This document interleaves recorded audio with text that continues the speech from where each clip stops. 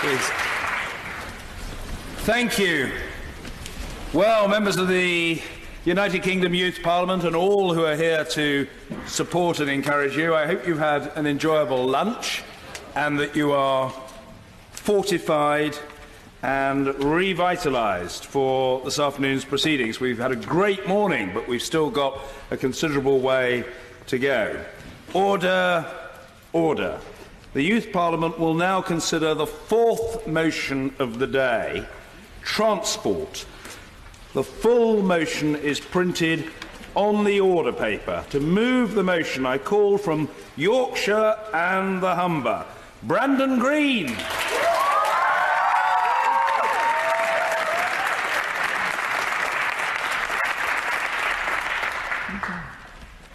Accessibility, affordability, reliability. These are transport issues that young people care about. Transport has come up as a top issue 5 times since the UK Youth Parliament began sitting in this House, and yet, since 2011, there has been little done to improve public transport for young people on a national level. This is something we can change. In these times of austerity, young people cannot afford to pay for the continuously rising prices of travelling by means of public transport. I think we can all agree that it is disgraceful that some young people cannot afford to travel to their school, their college, their work. But in having transport as our campaign, there is great potential in the idea of a national under-18s concessionary scheme, making public transport affordable for all our young people.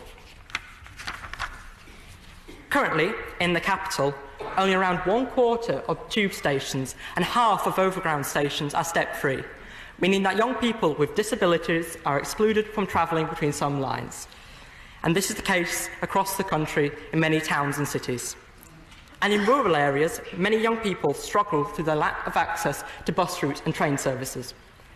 I'm from Barnsley, where many bus routes do not run past a certain hour, and some young people do not live within walking distance to their nearest bus stop or train station. We must be part of the process of deciding where and when buses and trains run, making public transport accessible for all our young people. I waited and waited and waited at the bus stop. Who amongst us hasn't had that sinking feeling of knowing you're going to be late for school? This is the common example of how unreliable public transportation can be. However, young people should be able to spend on public transport to be on time for school or college, because every minute lost at school from transport delays is a minute lost of valuable learning time. There must be a method of contact in place, such as through an app or text, to inform and reroute young people who have had changes to their journey. This making certain that our young people feel they can rely on our public transport network. With me here, I have the Getting Gear report, which is produced by Rotherham Youth Cabinet, which is part of an excellent campaign that has already had success in South Yorkshire. Through this report, and the hard work of our area, 16 to 18-year-olds were finally given a concessionary fare equal to that of someone under the age of 16. This serves to prove that in this campaign, we can set ourselves clear objectives and ensure that we achieve what we set out to achieve. Members of Youth Parliament, if something as basic as our public transport network fails us, how can we not expect to be failed on other issues? Thank you.